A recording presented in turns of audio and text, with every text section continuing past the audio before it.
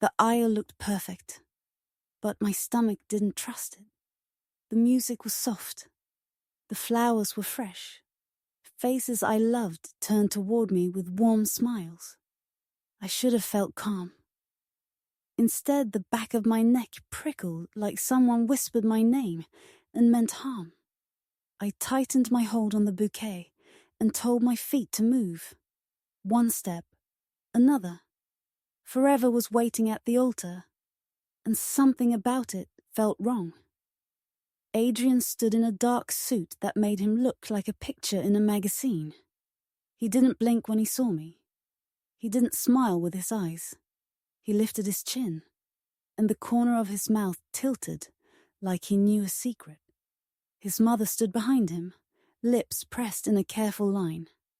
The best man, Luca, kept touching his tie, like he wanted to fix something he couldn't name.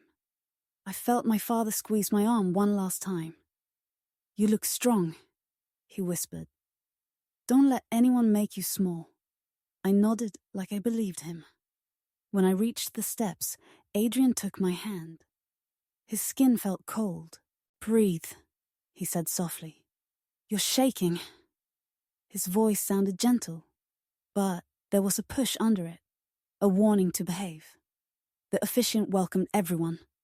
Phones flashed. My heart beat loud in my ears. I caught a smear of pale pink on Adrian's cuff, high near the wrist. It looked like lipstick wiped fast. My throat tightened. I told myself it was nothing. I told myself to smile. Zara, my maid of honor, stepped closer to fix my veil. Her fingers brushed my shoulder. "Don't panic," she breathed. "Someone sent me a video." I almost dropped the bouquet. "What video?" She slid her phone into my palm like she was passing a note in school. "I think you should see it before you say yes," she whispered. I glanced down. The clip showed a balcony with string lights and a city view. The timestamp said 2:17 a.m. Last night. Adrian leaned in the corner laughing. A woman in a silver dress pressed close. His hand cupped her face like it belonged there. He kissed her like he meant it. Then his voice clear. "Relax. I'll make the speech and sign the paper after the vows. It's done." The woman's laugh rang small and bright. "Poor girl," she said. "She really thinks the vows mean something." My mouth went dry. The world narrowed to a thin line. I felt the phone shake between my fingers. I lifted my eyes to Adrian. He was watching me watch the video. He squeezed my hand hard enough to hurt and smiled at the room. "You okay?" he asked through his teeth. "Don't make a scene. We'll talk later." My chest burned. I slipped Zara's phone back and kept my face calm. The officiant asked for our vows. Adrian had insisted we read his first. He handed me a cream card with my name written in neat black ink. "I made it easier for you," he murmured. "Just read." I scanned the lines. My face went hot. It wasn't a vow. It was a list. Promise to support his schedule. Promise to defer to him on public matters. Promise to protect his family's image. There was a section about privacy, about not sharing our disagreements. It sounded like a contract dressed up as a love. I looked up at him. He tilted his head, sweet for the crowd. "I know you get nervous," he said, voice soft for the mic. I wanted to help. The front row smiled at his kindness. I wanted to throw the card in his face. My hands trembled. He gave me a quick wink, like this was a joke only he understood. The officiant nodded to him. Adrian went first. He started with a story about our first date, about how I tripped into his life like a small storm. People laughed. He said I made him better, disciplined, focused. He said he loved my humble roots, and the way I didn't complain when plans changed. Every line felt like a pat on the head. The crowd smiled, charmed. He turned to the guests and added almost as a tease, "She knows the value of silence. That's why we work." I felt my cheeks burn. I heard a nervous giggle from somewhere behind my mother. The officiant nodded to me. Adrian placed the card in my hand, again. "It's okay," he whispered. "Just read what I wrote." My fingers curled around the paper. I could hear my own breathing. I thought about the balcony, the kiss, the words, "poor girl." I thought about my father's warning and my mother's quiet pride. I looked at the card and then at the mic. "Before I read anything," I said, my voice steady, "I need to ask Adrian a simple question." The room hummed with interest. Adrian's smile went tight. "Later," he said under his breath. "Now, please." I shook my head. "Now!" I lifted my eyes to his. "Who were you with at 2:17 a.m. on the balcony at the Grandview?" A small gasp rippled through the chairs. Adrian's face didn't move. His jaw did. "Don't do this," he said softly. "You will regret it." Luca looked between us, color draining from his face. Adrian's mother shifted, whispering something to the man beside her. The officiant started to say something about keeping the moment sacred. I held up a hand. "It is sacred," I said. "That's the point." I turned the mic slightly toward Adrian. "Answer me." He smiled at the guests, like we were sharing a private joke. "She's teasing," he said. "She gets dramatic when she's nervous." "It's cute." The word cute hit me like a slap. He leaned in until his lips almost touched my ear. "If you love me, read the card," he whispered. "If you love your family's peace, read the card." My fear melted into something sharp. I handed the card back to him. "No," I said calm. "I'll use my own words." I looked at the crowd. I was going to promise a forever I believed in. But I won't promise a lie. Adrian's eyes flashed. He laughed softly for the room. "She's so passionate," he said. "This is why I adore her." He reached for my hand again. I pulled it back. "Don't," I said. I turned to the sound tech at the back and lifted my chin. "Play the clip." Zara was already moving. The screen behind the altar lit up. A night balcony filled the frame. There was Adrian, clear as day, with a woman in a silver dress. The kiss was not quick. The words were not kind. The room went dead quiet. Someone whispered, "Oh my God." My mother put a hand to her mouth. Adrian took one step toward the screen and then one back, like his legs couldn't agree on a story. He recovered fast. He lifted his palms, soft and tired, like a man who had to carry everyone's feelings. "This is not what it looks like," he said smoothly. "It was a goodbye to an old friend. The audio is edited. People are trying to hurt us." "Us," I said.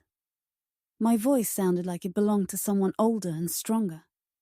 "You were signing papers after the vows." "What papers?" "Standard," he said, gentle again. "Just a post-nup to protect both families." My father insisted. "It was going to be a surprise, so you didn't worry." His mother nodded as if this were normal. The best man looked at his shoes.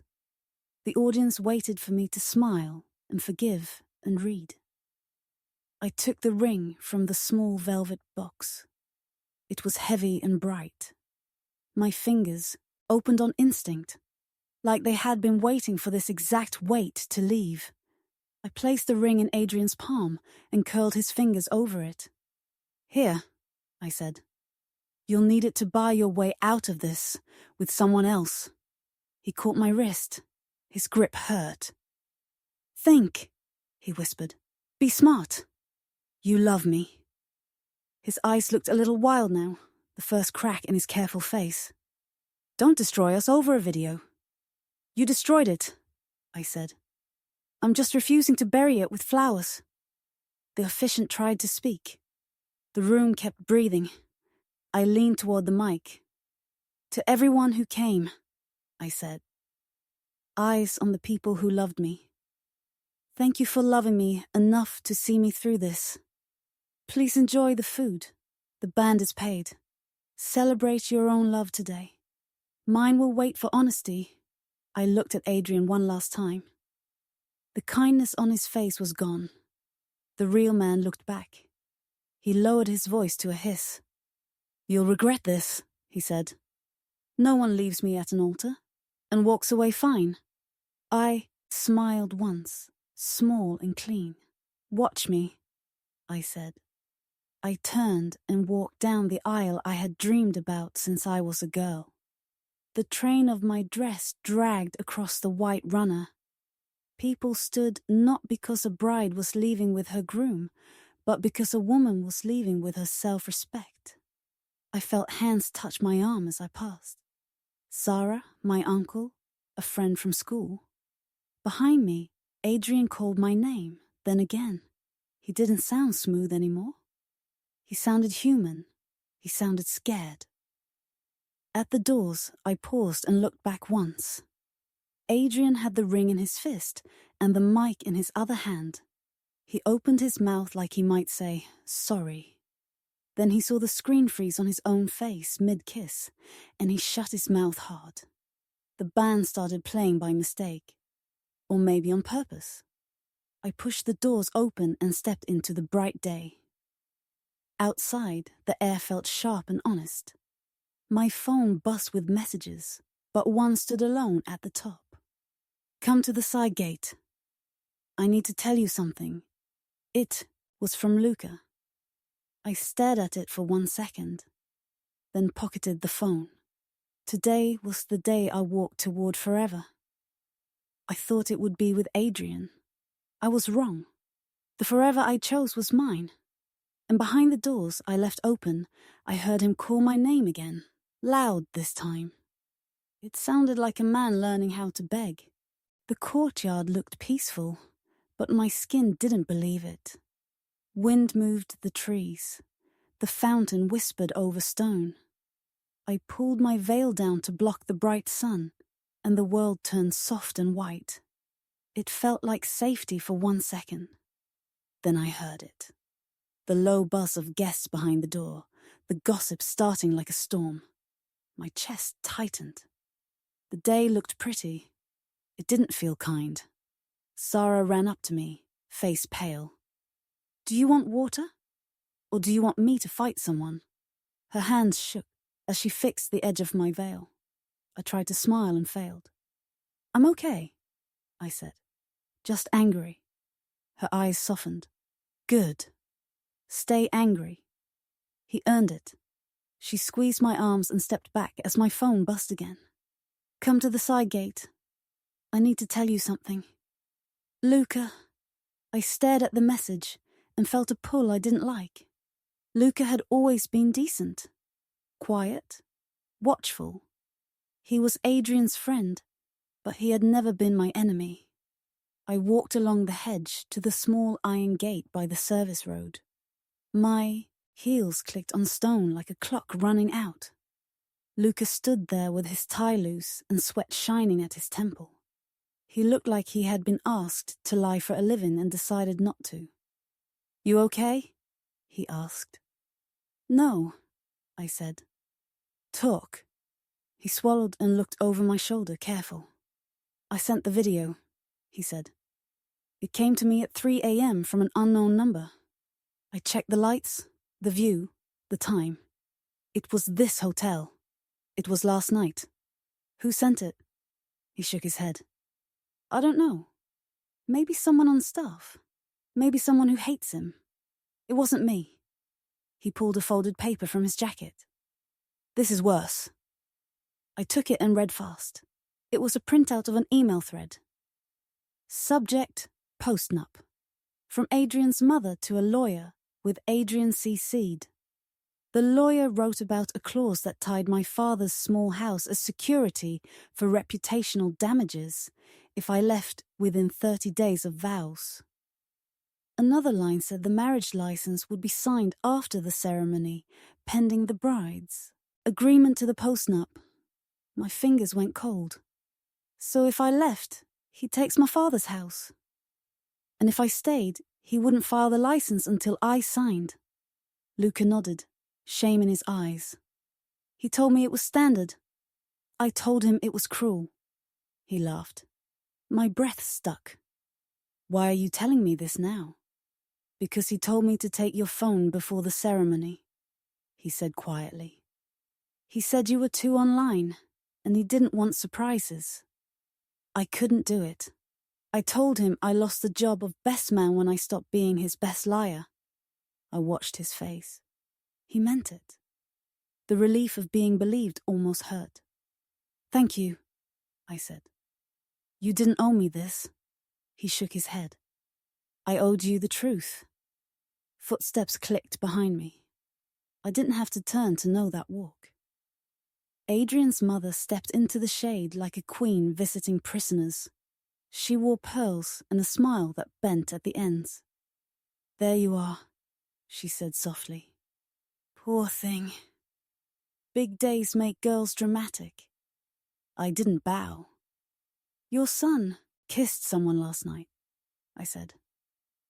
And you set a trap for my father. Her smile stayed. Boys misbehave before weddings, she said. It is a fear thing.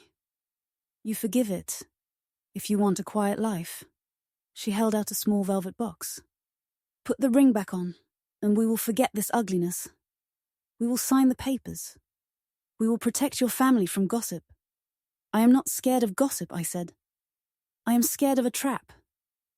Language, she said, in the voice people use for dogs. It is a safeguard. We are a brand. We can't bleed in public. Luca spoke, voice tight. It's theft. She did not look at him.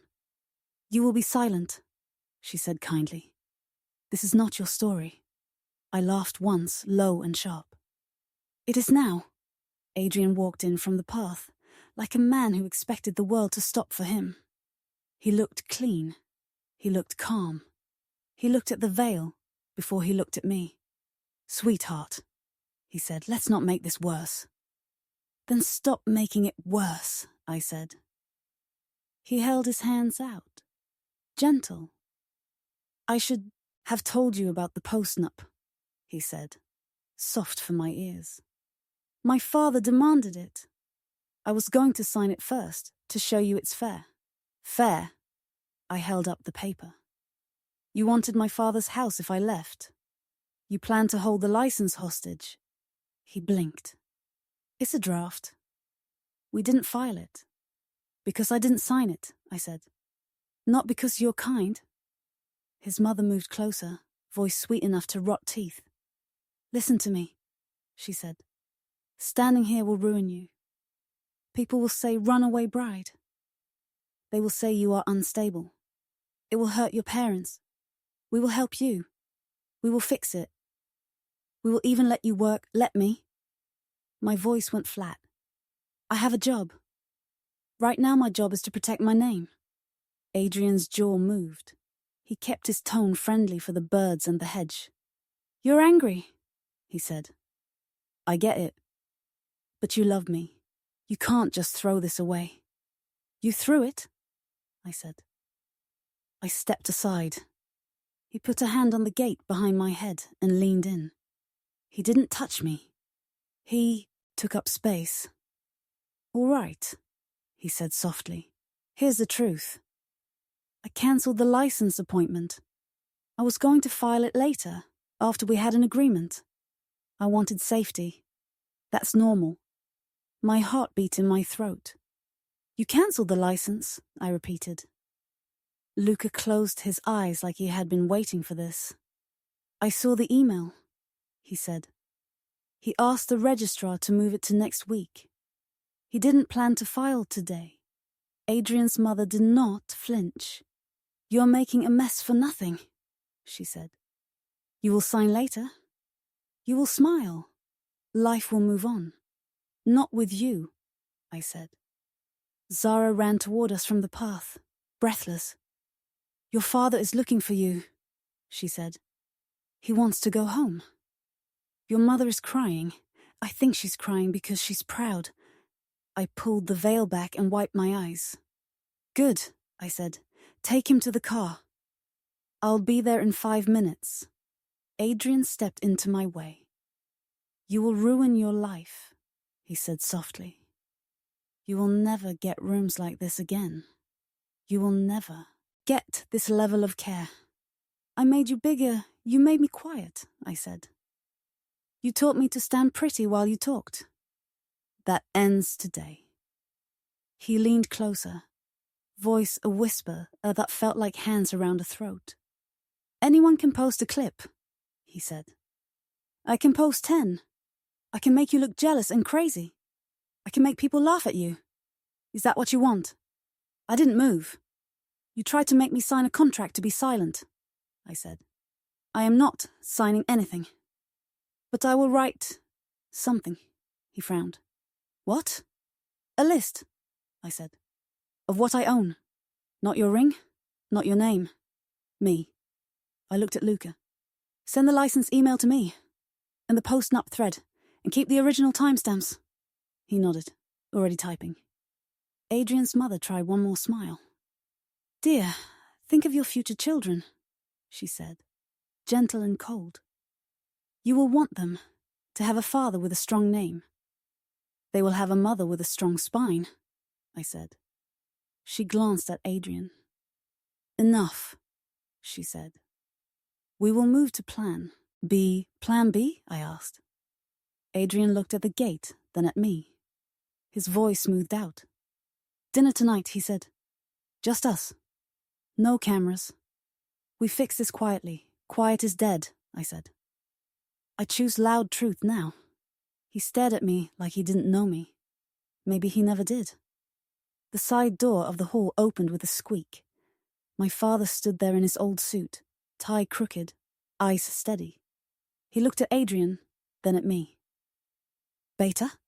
He asked. Ready? I took a breath that finally reached my lungs. Almost. I turned to Adrian's mother. One more thing, I said. Tell your lawyer to stop calling my house a security. It is my parents' home. It is where my mother keeps the tea tins and the winter blankets. It is not a line in your game. Her mouth pressed into a thin line. You don't understand scale, she said. I understand love, I said. That's bigger. Adrian watched my father like he was measuring him. He put on a soft smile for the older man. Sir, he said, sweet as sugar. We're just sorting a small misunderstanding. My father looked at his hand. He didn't take it. I saw the screen, he said. No misunderstanding there. The gate creaked when I pushed it open. I stepped through and felt the veil brush my shoulders. The sun hit my face clean. Behind me, whispers rose, the sound of people choosing sides. Adrian called my name again, voice breaking for the first time. I turned back once. You cancelled the license, I said, loud enough for the wind to carry. You tried to sell my silence. You don't get my future. He opened his mouth. Nothing good came out. I faced my father and took his arm. We started walking.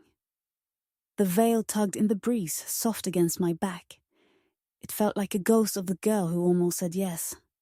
At the car, my phone buzzed. A new message from an unknown number flashed on the screen. You don't know me. I'm the woman in silver. Meet me. 10 minutes. Hotel balcony. He lied to me too. I stared at the words and felt my anger shift into something colder and sharper. Zara saw my face. What? She whispered. I showed her the screen. Whispers behind my veil, I said. Time to hear them all. And I turned back toward the hotel, not to beg, not to forgive, but to collect the next piece of truth that would bury him under his own lies. The hotel balcony looked peaceful from a distance, like a quiet pause in a loud song. The city hummed below. Wind played with the string lights from last night. I should have felt safe in the open air. I didn't. My chest felt tight, like the dress was a hand around my ribs. I lifted my veil and breathed in sharp air that tasted like truth. It stung. She was already there, the woman in silver. Up close, she looked younger than I expected, and older than I wanted her to be. Her lipstick was the same pale pink I'd seen on Adrian's cuff. She held the rail with both hands, as if she was the one about to fall.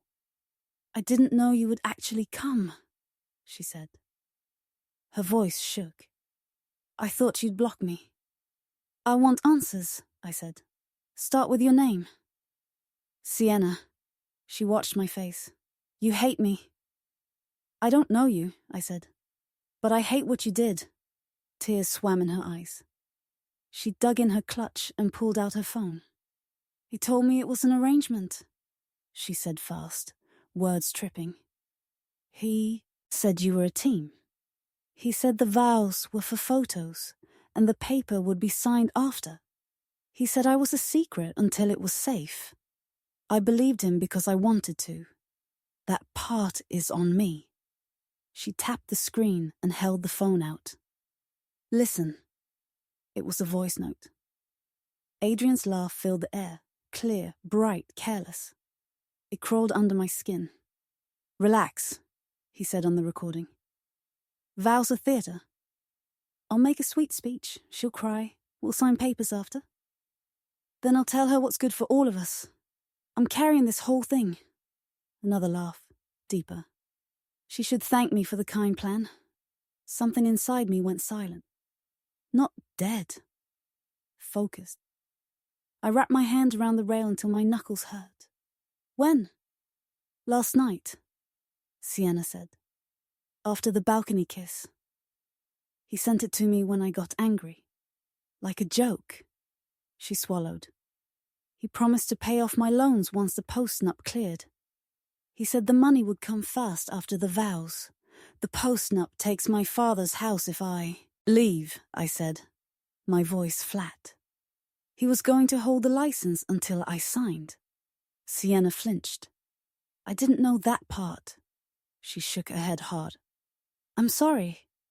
"I know sorry is cheap, but I am. He lied to me too." Footsteps scraped tile behind us. I didn't have to turn to know the sound. Adrian laughed before we saw his face. He walked out with 2 groomsmen, casual as a man taking a smoke break. When he spotted us, he lifted his hands like a host, catching friends fighting at his party. "There you are," he said, smiling warm. "My bride and a guest." His eyes flicked over Sienna with a fake surprise. "I didn't invite you." "You invited her last night," I said. "On this balcony." He looked at the city, then at me. "We're doing this?" "Here." He glanced at the groomsmen. "Give us a minute." They moved back a step, but not far. He always liked an audience. "I heard your voice note," I said. "The one where vows are theatre." He didn't blink. "I talk big when I'm nervous," he said. "You know, that don't make it ugly. Let's talk inside." "I'll explain everything." Sienna lifted her chin. "Explain the loans," she said. "Explain the promise. Explain why you said she was in on it." Adrian's smile cooled by 1 degree. He slid his hands into his pockets. "Easy. Sienna, don't do this," he said gently. "You're not built for stage work. Go home." "I'll call you later. Don't talk to her like that," I said. He turned the smile back on me. "To you, then," he said, soft as a blanket. "Sweetheart, I messed up. I kissed someone." I bragged. "Men do stupid things when they're scared. But I love you. I picked you. That should mean something." "It did," I said. "Until you laughed at my vows?" He chuckled, as if I told a small joke he could forgive. "Vows are words," he said. "We both know life is heavier than a poem. Let's be adults." The word adults hit me like a slap. I felt the calm click into place. Okay, I said. Let's be adults. I took my phone out and hit record. Adrian, did you cancel the license? He didn't expect that. He blinked, then smiled again. We moved the appointment, he said. It's not a big deal. To when? Next week. He looked at my phone. Turn that off. I put it on speaker and dialed the registrar. The ring sounded loud in the morning air. Adrian hissed, "Don't you dare!" The groomsman stared. Sienna's breath came quick and thin. "City clerk," a woman said. "How can I help?" "This is the bride for the noon license," I said. "Was our appointment cancelled?" I saw him think about grabbing the phone. I stepped back. Sienna moved between us. "Yes," the clerk said. "It was cancelled by the groom at 8:15 a.m. today, rescheduled to next Friday." "Thank you," I said. "That's all." Adrian laughed again, but it came out stiff this time. "I told you," he said to the air. "Moved, not cancelled. For your own good. You're spiraling." Put the phone down, I ended the call and sent the recording to myself and to Zara. Then I held out my hand to Sienna. "Airdrop the voice note," I said. "Send it to Wedding DJ." Her fingers shook as she tapped the screen. A second later, the DJ's tablet pinged across the courtyard. My phone buzzed. "Zara, got it. Say when." Adrian stepped in close, smile gone now. His voice dropped, sweet and mean. "You think a clip will save you?" he said. "I can make 10. I can make you look crazy in front of everyone. People believe the first story they like, then let's tell one they can't ignore," I said. "With your voice." He moved like he might take the phone. I didn't move. Sienna didn't move. For once, his power hit a wall. 2 women who were done shrinking. Adrian tried a new face, the gentleman. "I'm sorry," he said soft. "I know I hurt you. Let's walk this back. I'll go out there. I'll tell them I panicked. I'll cry if you want. I'll call your father and say everything is my fault. I'll put my name on any statement you write. Just don't ruin me." There it was. Not laughter.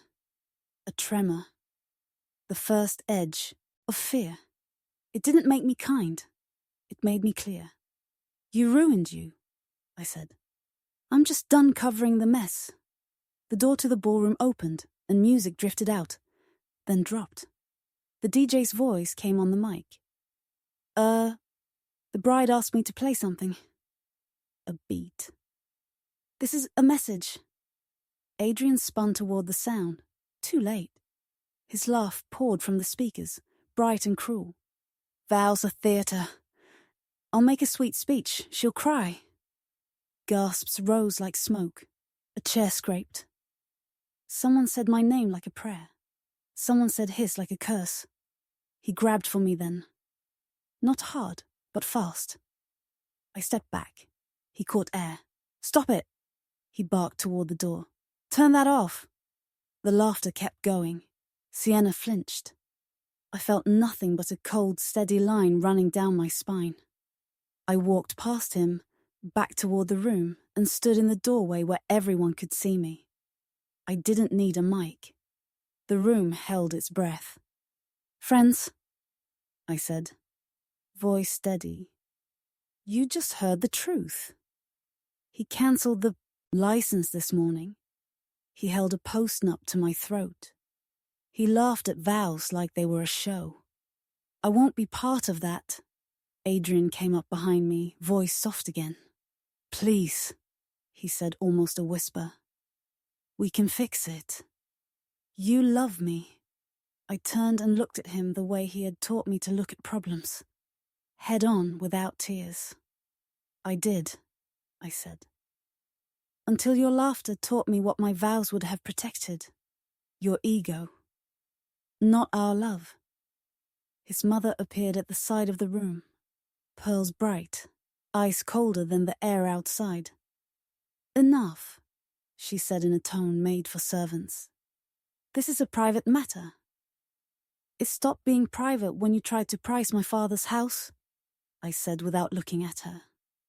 Sit down. A few guests actually did. Zara lifted the mic. Food is still hot, she called, loud and cheerful, like a TV host who refused to let a show die. Eat. Dance if you want. But know this. The bride is not confused. The bride is free. Adrian swallowed. His hands opened and closed. He looked smaller without the smile. Please, he said again, straight to me now. Don't do this. I reached into my bodice and pulled out the cream card he had written for me. His vows, with rules, in neat black ink. I held it up so the front row could see, then tore it clean down the middle. Paper ripped loud in that quiet room. I tore it again and again until it was confetti in my hands. I stepped to the edge of the balcony rail that overlooked the dance floor and let the paper fall. Tiny white pieces drifted over the guests like snow. Some caught them. Some brushed them away. I watched one land on Adrian's shoulder. He didn't move. My vows, I said, looking right at him. Here they are. I took a breath that didn't hurt. I vow not to marry a man who laughs at promises. I vow to keep my name clean, even if it costs me rooms like this. And I vow that the next time I walk down an aisle, it will be toward a man who respects me. Or I will walk alone. For a long second, no one spoke. Then someone in the back clapped once, then twice. The sound spread like rain. Adrian's face crumpled, then flattened. Please, he said a third time, small now. Don't leave. I gave him the same smile he had worn all morning, soft, careful, deadly. Your laughter already did, I said, and turned away. The hallway looked calm after I walked out, but my body knew better. The music dropped, the chatter rose, and for a breath it felt like the room held me up. Then my knees went soft. I pressed my palm to the wall and slid down. My bouquet hit the floor and burst like a quiet firework. Before the crowd could cheer, I fell apart. Zara rushed in and caught my shoulders. Breathe, she said. Her voice shook. In. Out, I tried. Air scraped my throat. My veil stuck to my lips. I pulled it off and let it fall. A waiter stepped over it like it was a snake. My phone buzzed hard in my hand. A headline flashed across the screen. Someone's live post. Runaway bride. Cold feet. Drama at Grand View. My stomach twisted. Then another ping. A gossip account. Sources say, bride had emotional episode. The lie moved fast, the way lies do when money pushes them. Lucas skidded around the corner, tie crooked, chest heaving. They're seeding the story, he said, shoving his phone at me. His PR friends, unstable, overwhelmed, poor thing. They're calling the clip fake. He swallowed. There's more. Sienna appeared behind him, pale in the silver dress, eyes red. She held out her phone with both hands, like she was offering a baby across a river. He texted me 20 minutes ago, she said. He told me to post a photo with a caption about wishing him the best, so it would look like I was jealous and lying. She blinked hard. I didn't. I sent it to you. On the screen, his words glowed. Make her look like a sad fan. People buy pity. A cold calm settled on my skin. He thinks first story wins, I said. So he's buying it. Footsteps clicked like a metronome. Adrian's mother swept in with a small tissue packet and a careful smile. There you are, she said softly, as if she were visiting a sick child. Come, dear. Let's fix your makeup. Big days make girls dramatic. I stood, legs shaky but holding. Your son cancelled the license, I said. He laughed at vows he asked me to make. Her smile thinned for one heartbeat. Then it returned, sweet and bright. Men shake before forever, she said. They act out. We forgive if we want a quiet life. She turned to Zara with the same smile. Thank you for your help. We'll take it from here. We won't, I said. A man in a suit stopped at the door and cleared his throat. The venue manager. He looked sorry in a practiced way. I'm told there's a change, he said. Per your contract, Mrs. Malik, you are the responsible party for final payment today. My what? My voice rose. I looked at Zara. She looked back, blank. I didn't sign anything in my name. The manager lifted a folder. DocuSign executed 3 weeks ago, he said. Signature reads as yours. We also have a pre-authorization on the groom's card for incidentals, but the contract lists you. Adrian's mother dabbed the corner of her eye with the tissue, dry as paper. We were planning to gift you the bill, she said softly. But this scene, it makes things complicated. We'll need to protect the family from gossip, Lucas swore under his breath. He moved it, he said. He told me he'd put the paperwork where it belonged, so you'd be too busy to notice. I felt my face heat. I did not sign that contract, I said to the manager. Show me the audit log. Show me the IP. Or call the police now, and we'll do it in front of them. The manager blinked. He was not used to brides asking for logs. He glanced at Adrian's mother. She gave him a small nod that said, we own you. I stepped forward, close enough for him to see the shake in my hands and not mistake it for weakness. I will not pay for a trap, I said, quiet and clear. You have cameras at the registration desk and the business center. Pull the footage from the day that document was signed. If you see me, I'll apologize. If you don't, you pause all charges and you write investigation pending at the top of every invoice. Sienna slid beside me. I'll sign a statement, she said. He bragged about pushing paperwork. He said she wouldn't know. I heard it. The manager hesitated. I can pull the log, he said at last. Please give me an hour.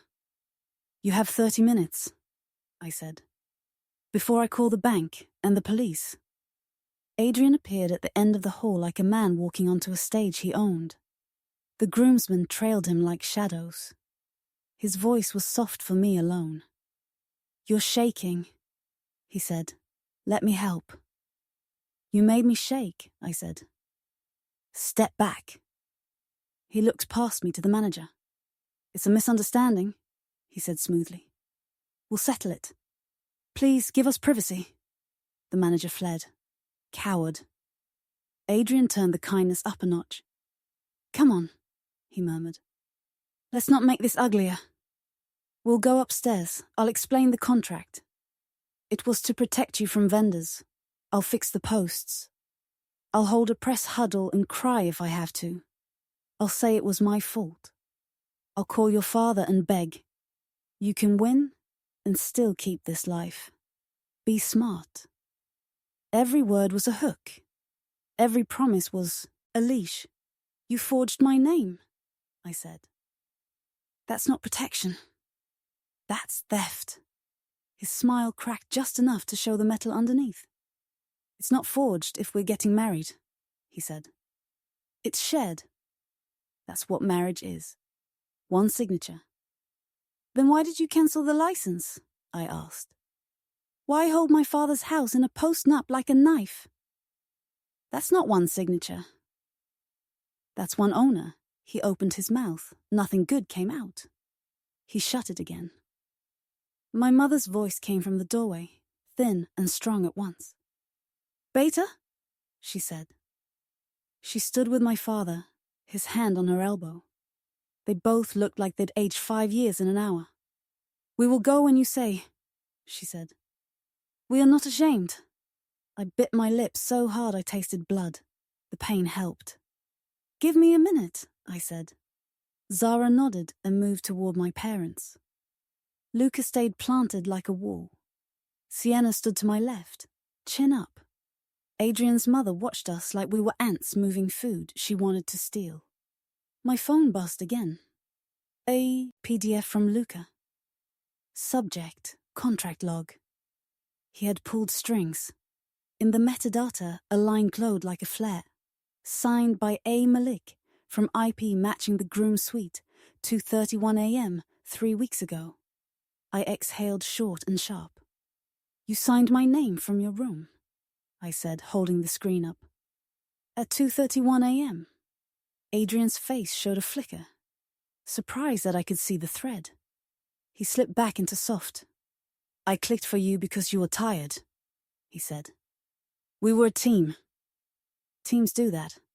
I didn't know, I said. Teams tell the truth. He took one step toward me. Luca stepped between us. Adrian smiled past him as if we were playing. Move, he said lightly. No, Luca said. His voice didn't shake. The DJ speakers boomed again in the ballroom. Not Adrian's laugh this time. Zara's voice, bright, steady. Quick note, folks, she said. The bride is safe. The party is still on. Eat, drink, dance. Send your bill to the man who cancelled the license at 8:15 a.m. The number's on the screen. A ripple of laughter rolled down the hall. Real laughter. Mine rose up with it, a sound that hurt and healed at once. Adrian lunged like he might storm the room. Security moved fast and stopped him with firm hands and polite faces. Sir, one said, let's keep this calm. He looked back at me, the fake warmth gone. You think this ends me? He said softly. You think a crowd decides my story? I decide my story. I always have, not anymore, I said. I lifted my phone and hit send on a message I had drafted with shaking fingers. It went to the guests, the venue, the registrar, the gossip accounts, and my lawyer cousin who loved a fight. It had the voice note, the license call recording, the contract log, and a photo of his rule card vows torn to white snow. My father's hand slid into mine. He squeezed once. We go? He asked. One more thing, I said. I stepped into the archway where the ballroom could see me again. My dress caught a shaft of light. The room went quiet like it. Remembered it loved me. I held the mic Zara pushed into my hand and kept my voice even. I'm not paying a bill my name never agreed to, I said. If the hotel tries, they'll meet the police before they meet my card. If anyone calls me unstable, they'll hear his voice laughing at vows and a clerk confirming he cancelled my license. If anyone asks what I own after today, I own my name. He doesn't sign it again. A beat of silence. Then applause, strong and full. It didn't heal me. It didn't have to. It kept me upright. Adrian strained against the guard's hand. Please, he said, smaller now. Just talk to me. Don't do this. I looked at him, calm for the first time since morning. You already did it, I said. Here's my last promise to you. I held up the phone with the log still open. The next signature with my name on it will be a police report. He froze. His mother's mouth opened and then closed. Sienna let out a breath like she'd been drowning. Luca's shoulders dropped an inch.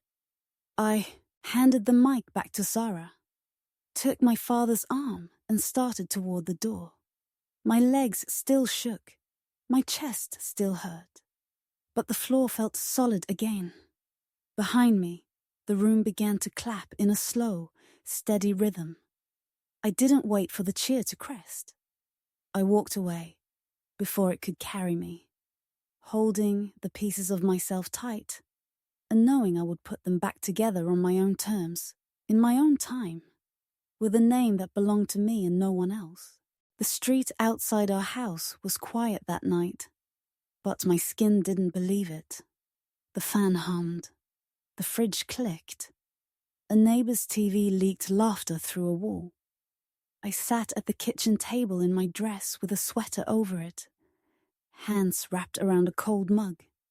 It should have felt safe. It felt like the world was holding its breath and watching me from the dark. Sarah set a bowl of lentils in front of me and pushed a spoon into my hand. "Eat," she said, "then fight." I tried. My jaw moved. The food tasted like sand. I swallowed anyway and wiped my eyes with the heel of my hand. My father stood by the sink, sleeves rolled, trying to fix a loose tap he had ignored for weeks. Water sprayed his shirt. He kept twisting the wrench like it was the only thing he could control. My mother squeezed my shoulders from behind me. "Write it down," she whispered. "Don't let it sit in your chest." I pulled a notebook from the drawer and wrote in block letters across the top. "My promise." My pen shook. Wrote anyway. "I promise I will not let lies write my name. I promise I will not sign away my future to keep the peace. I promise to protect our house and our people and the girl in the mirror who almost said yes." My phone buzzed. A new post. Sources say the bride has a history of panic episodes. Under it, a photo of me at 17, crying at my aunt's funeral, stolen from a cousin's page. Heat flashed up my neck. I clicked the profile of the gossip account and saw a fresh follow. Adrian's PR friend, of course. Another buzz. A new email slid into my inbox with a subject line, "Dress like kindness." Let's make this right. It was from Adrian's mother. "Dear child, we all get emotional. If you delete your little story and apologize, we will cover your parents' costs and protect your reputation. If not, our legal team will pursue damages for the chaos you created today." She ended it with a heart. I stared at the tiny heart until the lines blurred. Zara leaned over my shoulder. "She writes like a snake," she said. "Block her." "Save it," I said. "I might need the heart in court." Luca knocked and stepped in, hair damp from rain. He put a flash drive on the table like a man placing down a weapon. "Security guy at the hotel did me a favor," he said. "Cameras. Business center. 3 weeks ago. 2:30 in the morning. He printed the contract from his suite and signed on your line." I grabbed the drive with both hands. "You sure?" I asked. Luca met my eyes. "I'm done lying for him," he said. "This is clean." Sienna slipped in behind him, hoodie over the silver dress, face washed raw.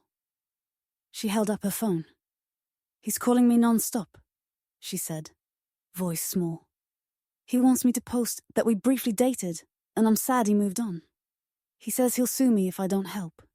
"Sit," I said. She did. I slid her a glass of water. She drank with shaking hands. My phone rang. Unknown number. I didn't want it, but I picked up anyway and hit speaker. Adrian's voice poured through the kitchen like expensive cologne.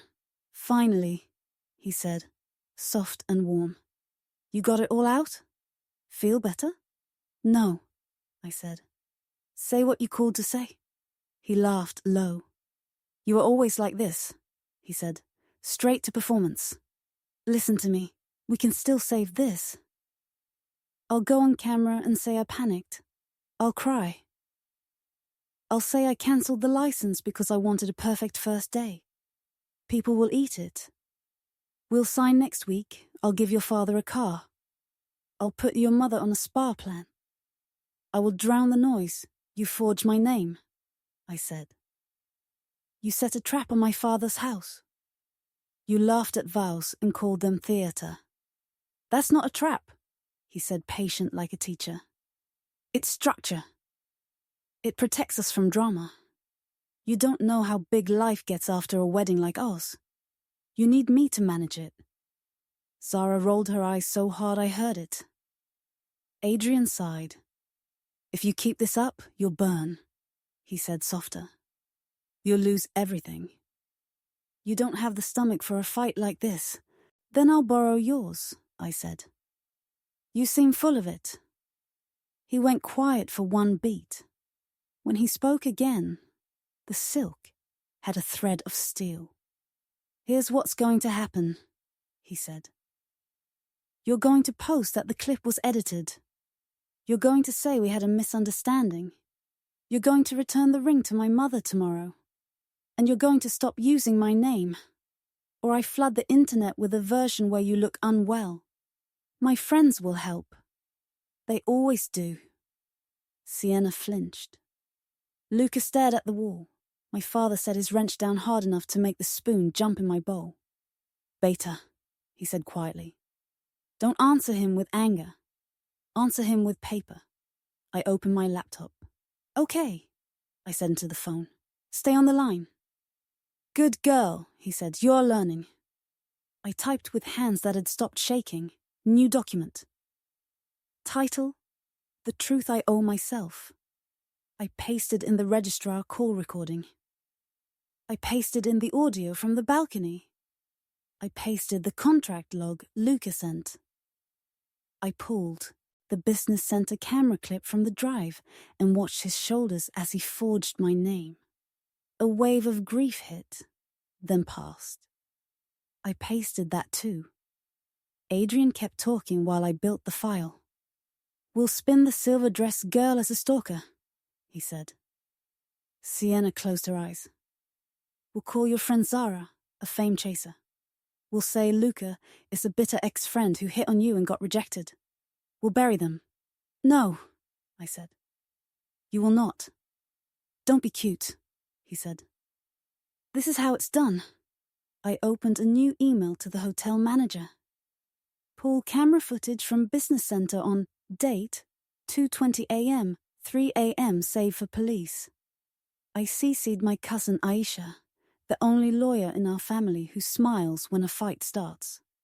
She called at once. Send me everything, she said. We file tonight. Fraud and harassment. And we get a protection order before he shows up at your door with flowers and a camera. Already outside, Luca said, peeking through the curtain. A black car idled under the streetlight. A figure leaned on it, smoking. Adrian's voice softened in my ear. I can come in, he said. I can talk to your father. I can make it right. You can't even spell right, I said. Watching him write my last name. Wrong on the camera clip, then go back and fix it. Hang up, Adrian. Don't, he started. And I ended the call. Aisha joined by video. Read this, she said, sending me a template. Sworn statement. Say what happened. Short sentences. No flowers. Then sign. Scan we e-file. You will get a case number. That number is a bulletproof coat. Wear it. I wrote in the same block letters as my promise. At time, he cancelled the license. At time, he signed my name on a venue contract from his suite. At time, he demanded a post-nup that would take my father's house. At time, he laughed at vows and called them theatre. At time, he threatened to defame me if I didn't apologize. I signed. My mother pressed the paper flat. My father stood behind me like a quiet wall. We scanned, we sent, we waited. Outside, the black car door opened. Adrian's mother stepped out with a bouquet and a photographer I recognized from a magazine. She stood where the streetlight kissed her pearls and held the flowers like she was giving peace to a village. Don't open, Aisha said. He wants a picture of reconciliation. My phone dinged. An email from the court. Your filing has been received. Case number 2, 8417-5F. A second email, temporary protective order request approved for service. A third, police dispatch confirmed. I forwarded the case and number to Adrian and his mother with 4 words. This is my promise. Then I printed the number in big letters and taped it to the inside of our door like a house blessing. A sharp knock rattled the wood. Zara jumped. Sienna held her breath. I looked through the peephole and saw Adrian's mother refine her smile for the camera. "Dear," she called sweetly, "we forgive you. Come, take the flowers." Blue and red lights turned the end of the street into a slow storm. A police car rolled up quiet. The photographer dropped his camera a little. A second car pulled in behind the first. Adrian's mother's smile faltered, then returned, tighter. The officer rang the bell. I opened with the chain still on. He lifted his chin. "Miss." "Malik?" he asked. I nodded. He glanced at the flowers and the pearls. "We have paperwork for Mr. Khan," he said. "Is he present?" "In the car," Lucas said from the window. The officer walked to the curb. Adrian stepped out with a practiced, sad face. The officer read the paper in a calm voice. "Sir, you've been served," he said. "No contact. No approach. Violations will be recorded." Adrian looked up at our window. For the first time all day, he didn't smile. He didn't talk. He just stood, hands open like he didn't know where to put them. My phone buzzed. One new message from him. "Please, we can talk. Don't do this." I typed back with steady fingers. "You did this. I'm done being quiet." Aisha blew me a kiss through the screen. "Sleep now," she said. "You'll be tired in the morning, but you'll be free." I sat back at the table and looked at the notebook. Under my promise, I added one last line. I promise that when a man laughs at my vows, my rage will write its own, and I will sign it with a case number. Outside, the pearls turned away from the camera. The car doors shut. The street went quiet again. The fan hummed. The fridge clicked. The night finally felt honest. Morning looked gentle. But my chest knew better. Steam rose from my tea. The street outside was quiet, and sunlight made lines on the floor like everything was neat and simple. It wasn't. My dress hung over a chair like a ghost I didn't invite. The protective order number was taped to the door. My hands shook even before the phone buzzed. "Eat first," Zara said, cracking an egg into a pan like it had offended her. "Then fight." I tried a bite of toast. It tasted like cardboard and salt. My father wiped the table twice, even though it was clean.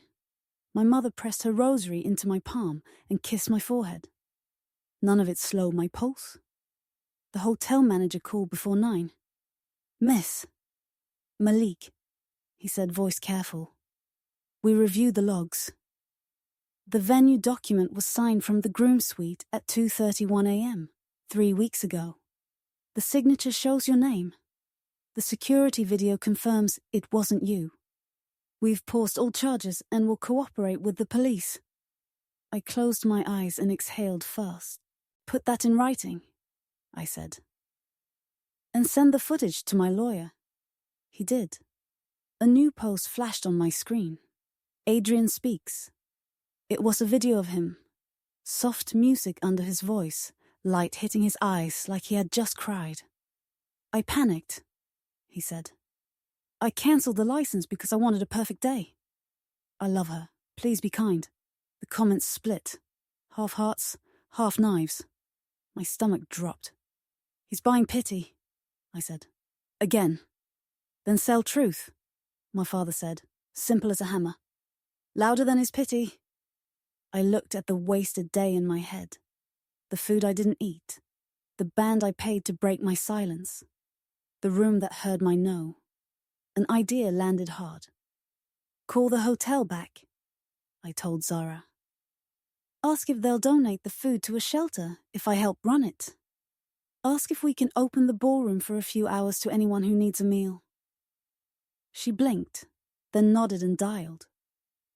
30 minutes later, the manager called again. "We'll do it," he said. "We have trays covered and ready. Our owner wants to make it right." My chest loosened a notch. I posted with a steady hand. "Ballroom open 12 to 2. Food is free. No bride, no groom, just people. Bring a plate and a story.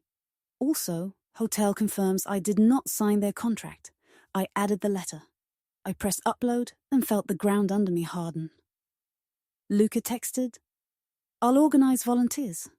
Sienna, "I can serve." My cousin Aisha, "I'll be there for press and police." The ballroom smelled like spices and butter when we walked back in at noon. The band had packed, but the lights were warm. Staff rolled out long trays and stacks of plates. The chef, a tall woman with tired eyes, met me at the door. "I cooked this," she said. "I didn't sleep. I cried when you left yesterday." Today we feed people. I wanted to hug her. I did. We moved like we knew what we were doing. Sienna tied her hair back and filled cups of water with shaking hands that got steadier by the minute. Luca dragged tables into rows with 2 busboys. Zara stood by the door with a smile and a marker, handing out name tags like armor. My mother sat at a small table like a queen and asked each person, "Eat beta?" The room filled with strangers. Cab drivers, a nurse still in scrubs, a woman with 2 kids in school uniforms, 3 hotel housekeepers, a group of girls from the beauty school down the block. People whispered at first. Then they ate. Then they laughed. It sounded like the day had decided to be kind after all. The hotel manager cleared his throat and stood beside me with a paper in his hand. "A statement," he said, voice loud and nervous. "The venue confirms the forged signature and has paused all charges pending investigation. We are sorry. We're feeding people today because we failed yesterday." He looked at me. "We hope this helps." "It does," I said. My eyes burned. I kept them steady. Adrian's mother walked in like she bought the floor with a smile. Pearls, a beige coat, a face made for the front row. A lawyer in navy followed 2 steps behind. She took in the tables, the plates, the people. Her smile didn't move. "You turned a wedding into a soup kitchen," she said softly, like it was a good joke. "How noble." She held a checkbook like a weapon. "Let's settle this with grace. You delete your post. We cover your family's costs. We release a joint statement about misunderstandings and stress." "No," I said. "We keep the post. We keep the truth. You keep your check." Her lawyer's mouth curved. "You should accept help," he said. "Your charity doesn't change the law." "I already went to the law," I said, tapping the number on my door in my head. "The law came last night." She gave me the same look she had at the altar. Soft pity with a blade inside. "You'll run out of steam," she murmured. "Anger burns fast. Life is long. People forget." "Good," I said. "I'm not asking them to remember me. I'm asking them to eat." I turned away from her and handed a plate to a kid in a blue hoodie. He smiled like it was the first warm thing he'd held in days. A ripple of voices rose near the entrance. Adrian stood in the doorway with 2 men I didn't know. He wore a dark sweater and a face shaped into regret. He saw the cameras, the plates, the people. He set his shoulders like he was about to rescue a burning building with a speech. Aisha moved to my side. "He's within 20 feet, she said. "The order is 50. Adrian lifted his hands, palms open to the room. "I came to apologize," he said. I love her. I love all of you for caring. I lost my head. I cancelled the license because I wanted to avoid chaos. Look at this. She made something beautiful with the mess. Isn't that who she is? He turned the charm to full, voice smooth as butter. Some people softened. He felt it and stepped forward. Stop there, I said, loud enough to cut the warm tone. You're violating the order. He smiled like we were sharing a joke. Come on, he said. Don't be that person. Let me speak to you. Aisha lifted the paper like a shield. Sir, step back now, she said. This is service of a filed order. You're in violation. He took another step. Security moved in sync. 2 officers who had come to eat turned their plates to the side and walked toward him with quiet faces. Adrian's eyes flicked to the cameras again. He put a hand over his heart and tried a last line, soft and aching. Please, he said. Don't turn this into a circus.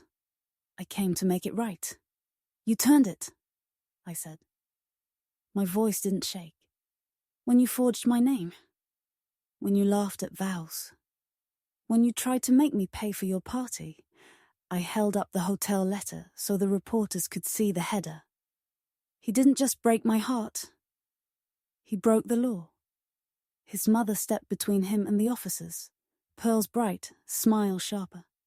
My son is emotional, she said. We'll leave. No need for theatre. Then leave, I said. Quietly, like you wanted me to. Adrian's jaw flexed.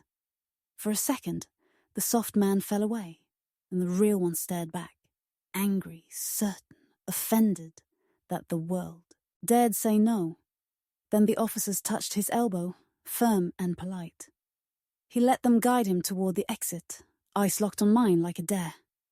You won't hold this, he said under his breath. Stories fade. I smiled once, small and real. This one feeds people, I said. It won't fade. He looked down at the floor like he finally understood the trap he built and fell into. The door shut behind him. The room breathed out. The beauty school girls started a slow clap that turned into a real one. It wasn't for drama. It was for relief. I didn't bow. I went back to the serving line and handed plates with both hands. Sienna laughed for the first time since morning. A small cracked sound that healed as it left her mouth. Luca leaned against a column and wiped his eyes with the back of his wrist, like he would deny it if asked. A reporter held up a microphone. Do you want to say something on record?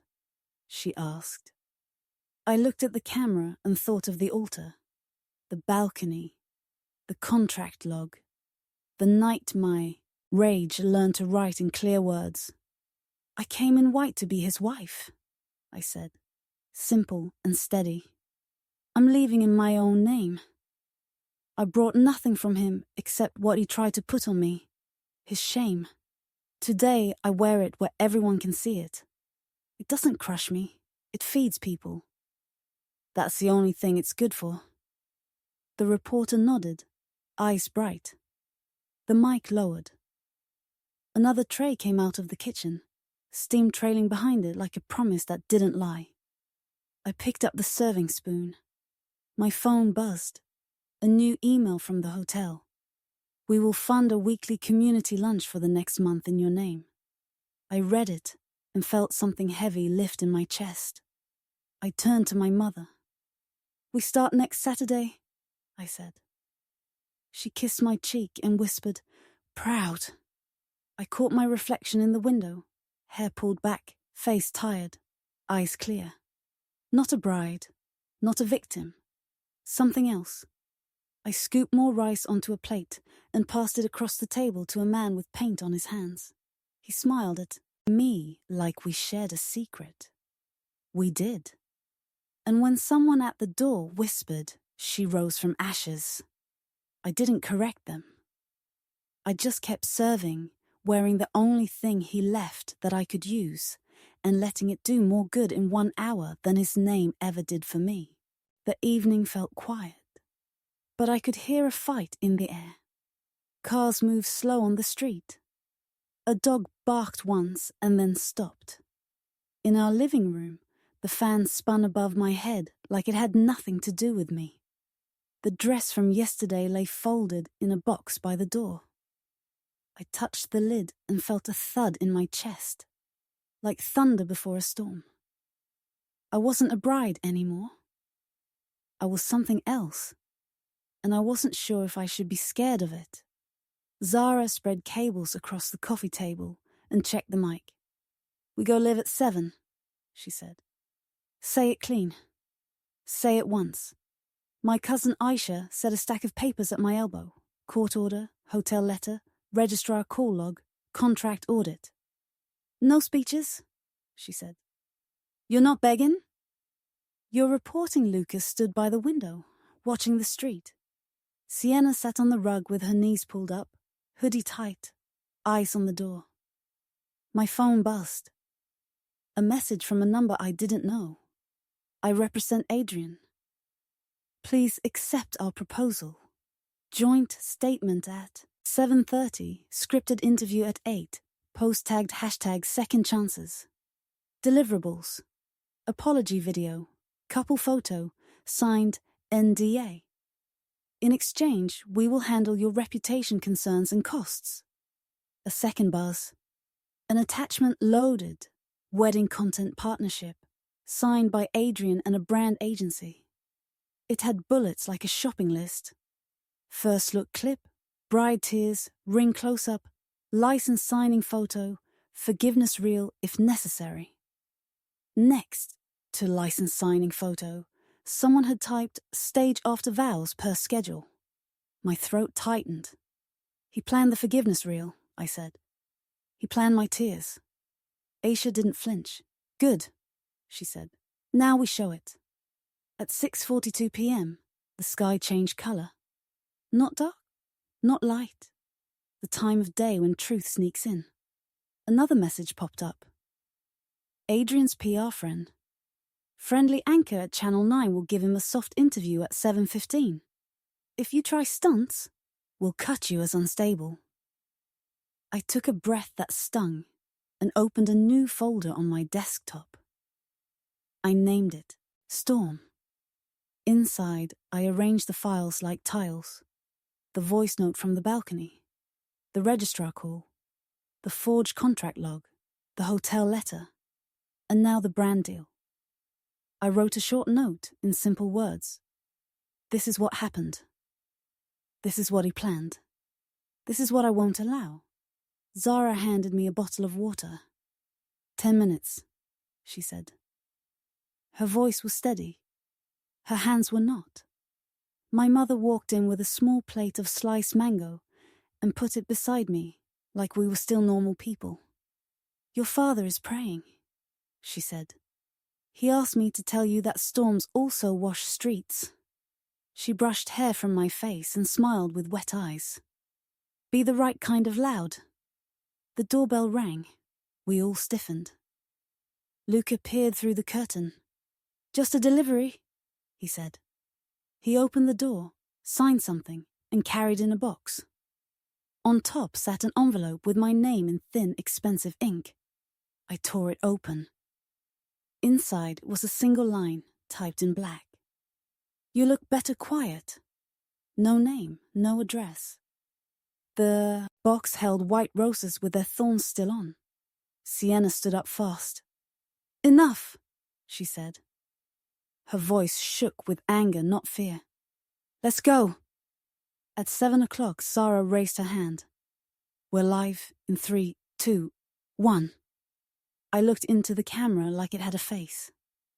I was supposed to be a bride yesterday, I said, calm. I became something else. Here is the truth. I played the registrar call. I played the balcony voice note. I held up the hotel letter and read the line about the forged signature from his suite.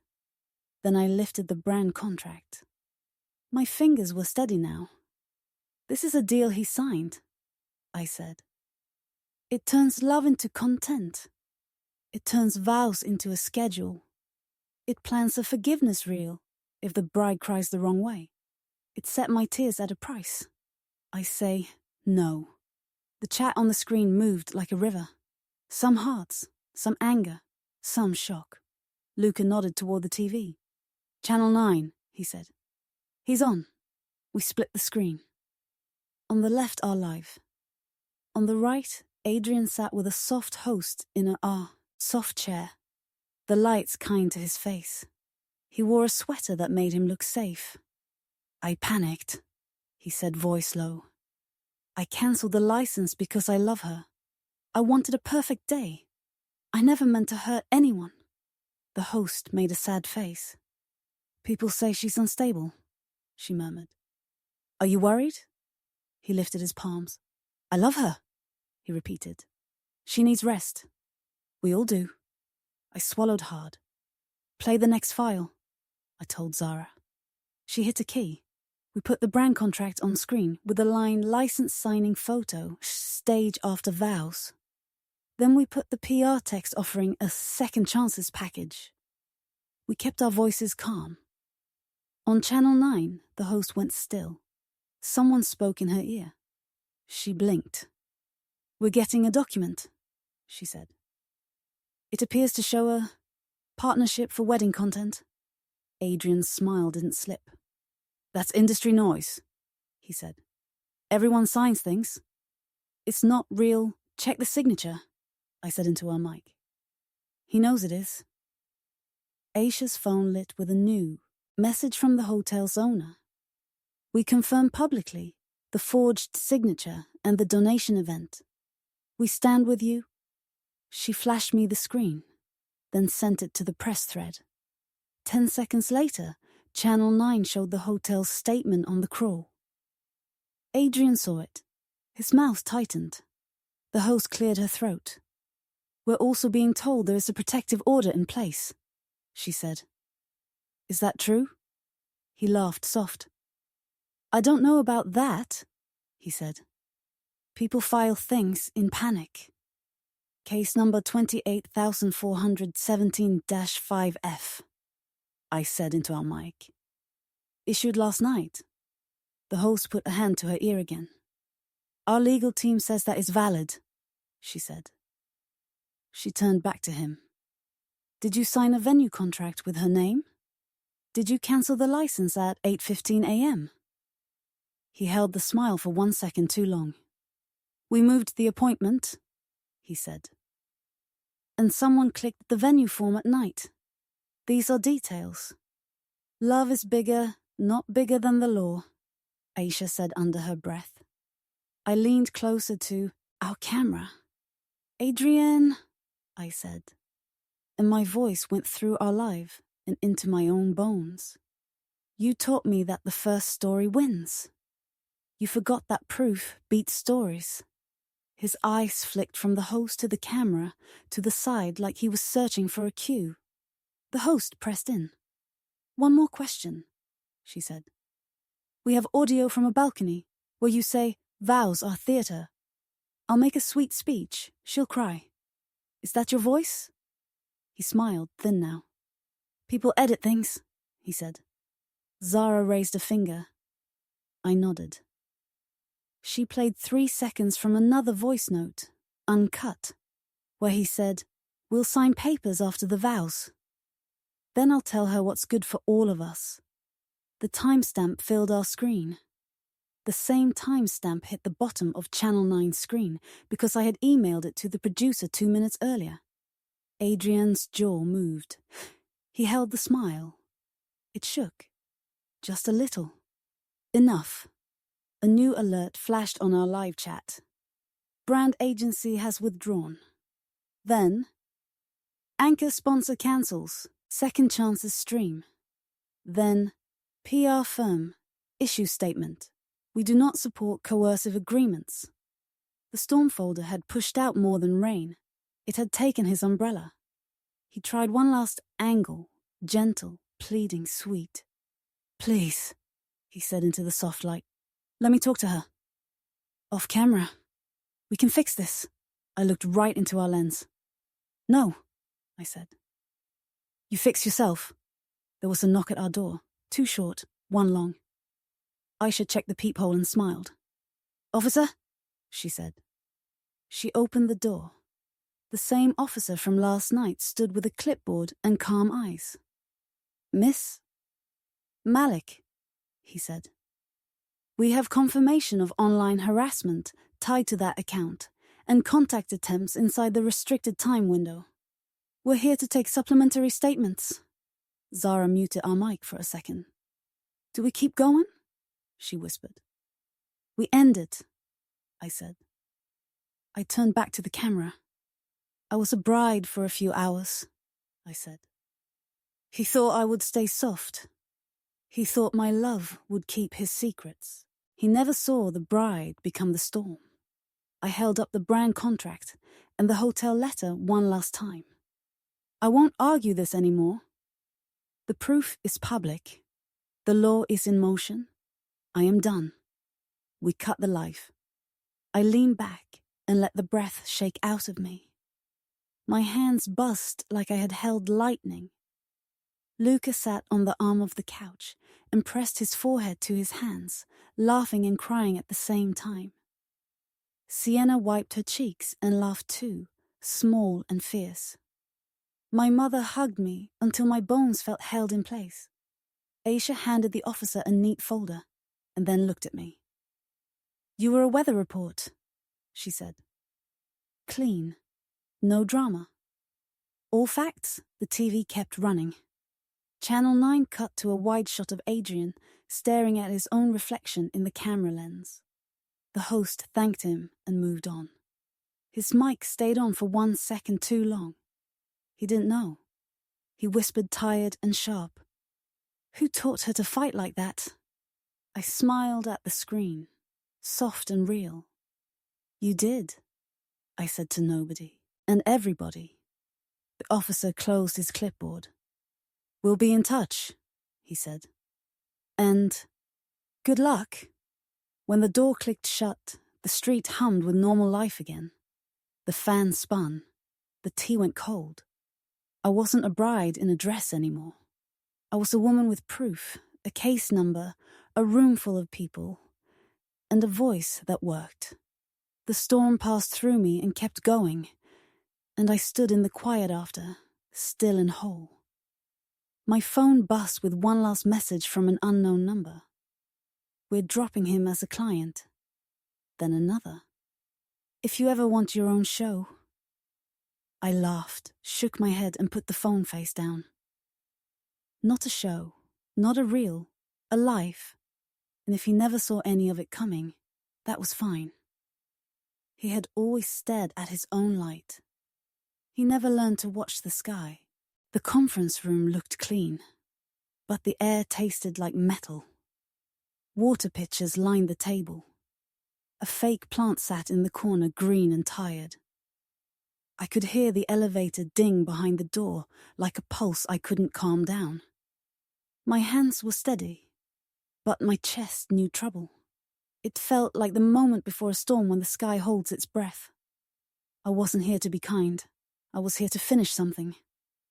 Aisha slid a folder in front of me and spoke low. "No speeches," she said. "Short answers." Proof first? Zara sat to my right with a recorder already on. Luca stood by the glass wall, watching the hallway like a guard dog who used to be a best man. Sienna kept near the door, hoodie up, eyes bright with anger that had finally learned to stand up straight. Adrian walked in with his mother and 2 lawyers. He wore a soft sweater and a face built for sympathy. He placed a hand over his heart like a man on TV about to promise the moon. "Thank you for meeting," he said, warm as tea. "I want peace." "You want control," Aisha said, and didn't smile. She tapped the protective order on the table. "Stay in your lane." His mother sat, pearls quiet, voice softer than her eyes. "We're all tired," she said. "Let's repair this with grace. No one needs more noise." She slid an envelope toward me. A joint statement. Simple. Loving. You delete your posts. We cover your costs. We move on. I didn't touch the envelope. We move forward, I said. Not back. I placed our own paper in the center. Hotel letter confirming forgery. Registrar call. Brand deal you signed to sell my vows. PR texts offering a number sign second chances package with a forgiveness reel. I watched his jaw tighten for a second and then smooth out. He picked up the brand contract like it bored him. It's standard, he said. Everyone packages big moments. You're acting like this is evil. It's just business. My life is not your business, I said. His lawyer cleared his throat. Miss. Malik, he began, voice polite as a slap. Continuing to publish private agreements and recordings creates exposure for you. Our ask is narrow. De-escalate and sign an NDA. Aisha tapped her pen. Our answer is narrow. No. She opened another folder and pushed out a crisp sheet. Invoice from Apex Narrative. $10,000 for reputation stabilization, bot push plus rumor seeding. Line items include unstable bride and panic episode. You paid it the morning after the ceremony. She slid a second sheet. Slack export from your PR group. See jealous ex-angle for silver dress girl. Push pity. Sienna stepped forward, voice steady. That's me, she said. I'm not jealous. I was lied to. And I'm not going away. Adrian's smile cooled by 1 degree. You're hurting yourself, he said to me. Gentle again. You look strong right now because you've got people cheering. But the internet moves on. I'm offering you safety. Take it. I already took it, I said. From the law. He leaned back like this amused him. You don't understand weight, he said softly. This is my world. I carry brands. I carry rooms. I can carry you if you stop trying to carry me. Who told you I want to be carried? I asked. I came here on my own legs. His mother folded her hands. Enough, she said, pity sweet as poison. You will end up alone with your pride if you keep this up. Men like my son do not come twice.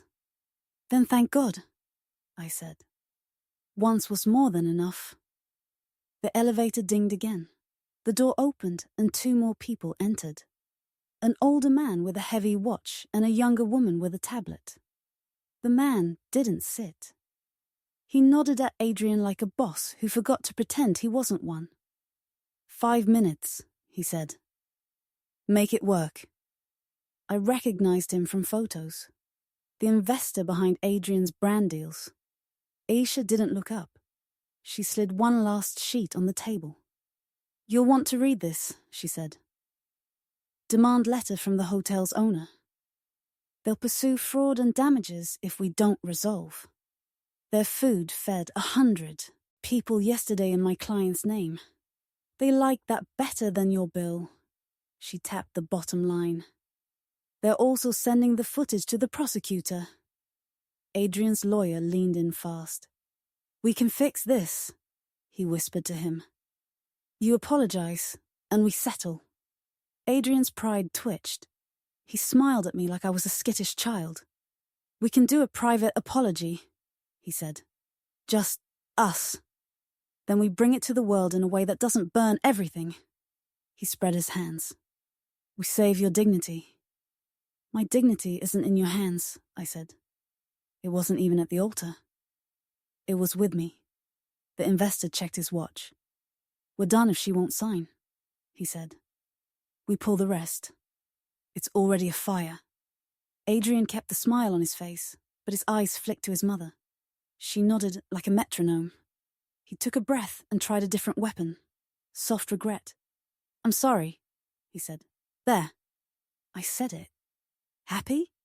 Now can we stop? Zara scoffed. That wasn't an apology, she said. That was a headline. Aisha slid her phone across the table. Here's one you'll enjoy, she said to him. Channel 9 just ran a correction. We regret using the term unstable. We have reviewed documents provided by Miss Malik and confirmed the license cancellation and forged venue contract. She took her phone back. Your soft chair is gone. He laughed, short and sharp. 1 channel, he said. I have 10. Not after this, Luca said quietly. He pulled a small drive from his pocket and set it down like a confession. I told them you asked me to take her phone. I gave them the text where you said, make sure she can't post. I was your shadow long enough. I'm done. The room thinned. Even the plant looked like it leaned forward to hear. Adrian stared at the drive as if it were a snake. Then he looked at Luca with something like hurt. I made you, he said, soft and mean. You were nothing before me. Luca didn't blink. Then I'm happy to be nothing again. Adrian's mother stood with a smooth motion. We have other matters, she said to the investor. We're leaving. The investor shrugged. Do what you want, he said and walked out. The tablet girl followed without looking back. A door that had been invisible swung open. I heard the void behind it. Adrian turned back to me because there was nowhere else to look. His smile fought with his jaw and lost. A crack moved through it like heat through glass. What do you want? He asked, low. Money? A better apology? You won't get my ruin. That's not on the table. I don't want your ruin, I said. I want your stop. Stop what? Stop calling journalists. Stop sending flowers to my door at midnight. Stop buying bots. Stop saying I'm unstable. Stop staging forgiveness reels.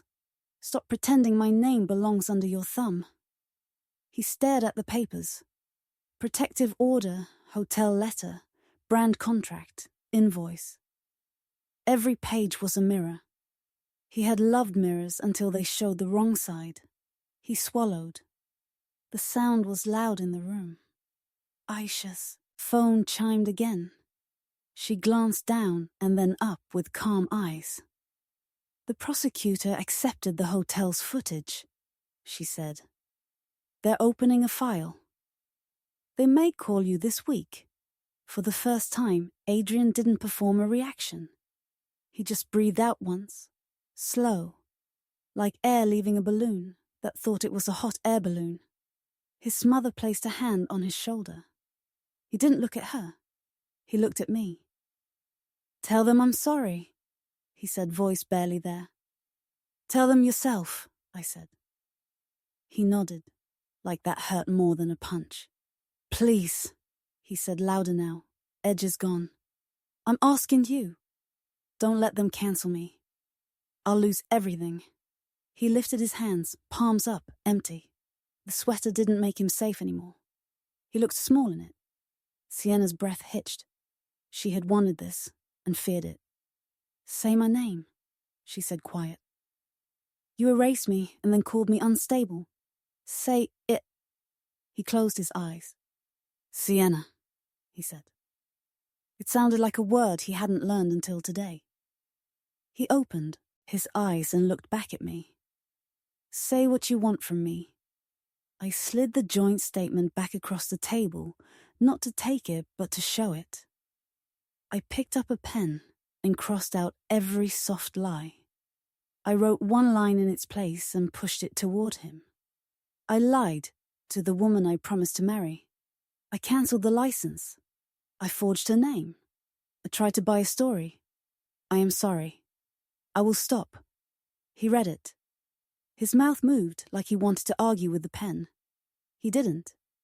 His pride tried to sit up. It couldn't. He looked at his mother, at his lawyers, at the door. None of them saved him. He picked up the pen with shaking fingers. The lawyers started to speak. Aisha raised a hand without looking at them. You can advise him to tell the truth, she said. Anything else is a waste of air." He signed. The ink looked darker than it should have. He set the pen down and sat back like the chair had taken part of him. For a breath, the room stayed silent. Then his phone lit with message after message. Brand drop, PR exit, sponsor pause. Each buzz was a small door closing. He swallowed again and finally asked the first honest question I had heard from him since this began. "What do I do now?" "Learn," I said. I stood. My knees didn't shake. "And stop." He nodded once. Not proud, not broken. Just bare. I reached for the door. He called my name. Not loud, not honeyed, just mine. I turned. He held up the signed sentence with both hands like a white flag. "You will regret this," his mother said, voice sharp enough to cut glass. "You will be alone." I looked at her and then at him. "I was alone at the altar the second he laughed," I said. "This is better." I opened the door. The hallway felt cooler. Zara exhaled like she'd been holding the ceiling up. Luca looked at Adrian and then at me. Sienna wiped her cheeks and squared her shoulders. Behind me, I heard the quiet sound of a man who had always loved his reflection, finally seeing the crack. Paper shifted. A pen rolled, pried, opened, and let light in. I didn't look back. I didn't need to. I had a new line to write, and it didn't require his name. The courthouse looked calm, but my stomach didn't believe it. The hall smelled like lemon cleaner and old paper. Sunlight spilled across the checkered floor like a neat promise no one could keep. I held my folder tight to my chest and felt my pulse beat against the cardboard. "Today was just a hearing," Aisha said. It didn't feel small. It felt like the air before thunder. Aisha touched my elbow and lowered her voice. "Short answers," she said. "Proof first." No speeches.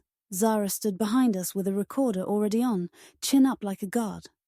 Luca leaned on the wall, eyes on the elevator. Sienna sat on the bench in her hoodie, hands clasped, jaw set.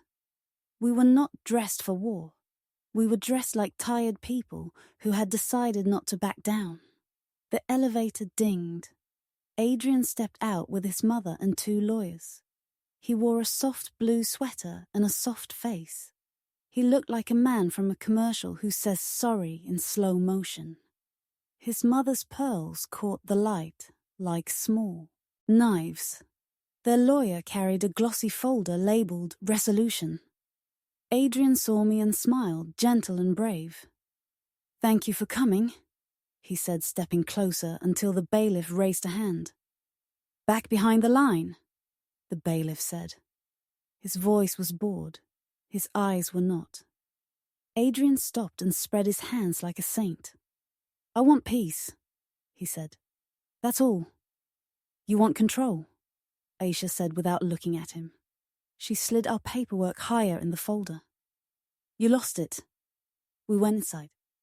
The judge was a small woman, with calm eyes and a pen that moved fast. She read the caption, then looked at me.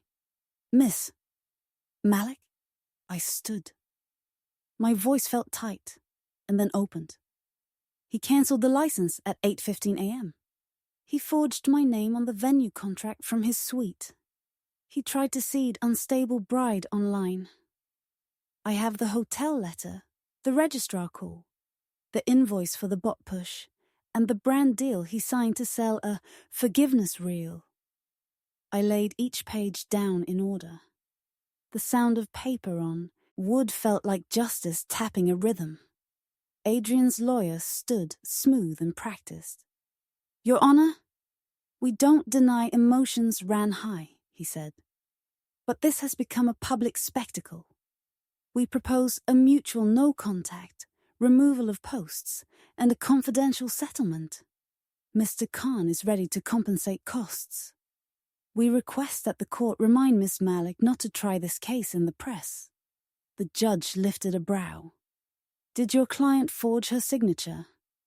The lawyer's smile flickered. There was confusion. Someone clicked.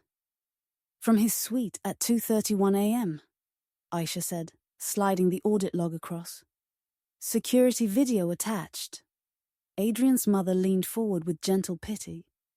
Your Honor, she's making a life out of a moment, she said softly. We all have panic in us. We deal with it in private.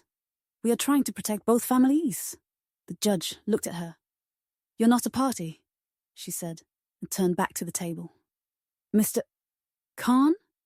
Adrian stood, hands open. His voice was warm. I made mistakes, he said. I cancelled the license because I wanted perfect. I asked my team to help me manage the noise. I'm sorry for the hurt. I love her. I don't want to fight. Do you admit you signed her name? The judge asked. He swallowed. Someone clicked. Yes or no? She said even. He looked at me and then at the floor. Yes, he said. I thought it would make things easier. Easier for who? The judge asked. She didn't wait for the answer. Miss. Malik, anything else? Yes, I said. I pulled a thin sheet from the back of the folder. He also filed an insurance claim the morning after the wedding, saying I caused event damages by an emotional episode. He asked for coverage. The hotel sent me the report. It uses the same language as the rumor he paid for I slid the claim printout forward. He is trying to make money off the mess he made. A small sound moved through the room, like air leaving a room when a door closes. The judge read fast. Her pen tapped once. We will keep the order in place, she said. 50 feet stays 50 feet. No direct contact. No indirect contact through friends, PR firms, or flower deliveries at midnight. Her eyes went to Adrian. That means you. She turned to his lawyer. And your client's brand partners will read this transcript if I hear one more whisper about unstable bride. Adrian's jaw flexed. He nodded. Yes, Your Honor, he said smooth again. The judge looked at me. You intend to pursue the forgery and the insurance claim? She asked. Yes, I said, with counsel. Then we're done for today, she said. Court will be in touch. We stood. The room scraped its chairs. The bailiff opened the door. Outside, the hallway felt colder. Cameras waited at the far end. A reporter lifted a mic. Miss. Malik. Do you accept his apology? I didn't answer. I needed air. I headed for the side stairwell. He moved fast, like he always did when a camera could see him. The bailiff warned him again. He hovered at the edge of the line and lifted his hand, palm up, reaching toward me like we were in a movie that had a soft end. Please, he said, just shake my hand. Let them see we are okay. Zara stepped half in front of me. We are not props, she said. He kept his hand out. The cameras loved it. His mother set her face to sorrow and watched the angle. Be kind, she murmured to me. It costs nothing to be kind. I stared at his hand. It was the same hand that held my ring. The same hand that signed my name in a room I wasn't in. The same hand that typed orders to make me look sick. It shook now. Pride was a weak glue once truth got in. No, I said. His jaw tightened. You can end this, he said softly, with one small touch. This touch would end me, I said. Not this. He blinked. The first real crack where light could get through. What do you want? He asked. The same line he'd thrown in the last room, but this time it sounded smaller. To be left alone, I said. To feed people with food you tried to bill me for. To keep my name clean. To sleep at night, I pointed at the line on the floor. Stay behind it. He nodded once, then looked at the cameras and tried to put the soft face back on. It slid around like it didn't fit anymore. A reporter called, "Do you forgive him?" I turned to the mic and kept my voice calm. "Forgiveness is a door I protect," I said. "Today it stays closed." We started for the stairs. He spoke again, not loud, not sweet, just raw. "I signed the statement," he said, voice shaking. "I told the truth. Doesn't that count?" "It counts for you," I said. "It doesn't change what I need." We reached the stair door. The bailiff pushed it open. The metal squeaked. My hand was on the rail when Adrian's mother tried one last time. "You will be alone," she said. He held out his hand. I looked back at the hand, still hanging in the air, empty in the bright hall. "He held it out after he used it," I said. "It's too late." I stepped into the stairwell. The door swung shut, then stopped an inch from the frame. Adrian's voice slipped through that thin space, almost a whisper. "Something for you," he said. Paper rustled. "No lawyers. Just me." He slid a folded note under the door and walked away. I stared at the paper on the landing. Aisha, behind me, shook her head, but didn't stop me. "Open it," she said. "Let it end." I picked it up with 2 fingers like it might burn. Inside was one line in his handwriting. "I will donate the full bill to your community lunches. No press, no name. Just send the account." It looked like a trap. It also looked like a crack.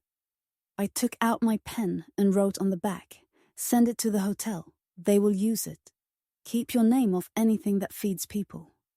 I slid it back under the door to the hall. We came down the stairs into a side alley that smelled like rain and gasoline.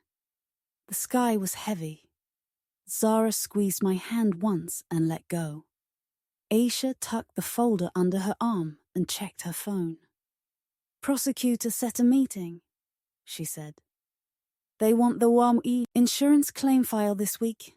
Luca lit a breath he had been holding since morning. "You good?" he asked. "No," I said. "But I'm steady." Sienna looked at the stair door, then back at me. "Do you think he'll send it?" she asked. "I think pride hates writing checks," I said. "But cracks make strange things happen." My phone buzzed. A bank confirmation flashed, small and cold. "Hotel Community Fund. Received. Adrian K." The memo line read, "No name in public." The amount made me swallow hard. "Wow," Zara said, peeking. "He actually did it?" Aisha nodded once, like a judge in my kitchen. "Good," she said. "We'll make it useful." We walked toward the street. A little girl in a red coat came around the corner with her mother. She recognized me from the lunch and waved shy. "Miss," she said. "Are you doing the food again Saturday?" "Yes," I said, and felt something in my chest loosen.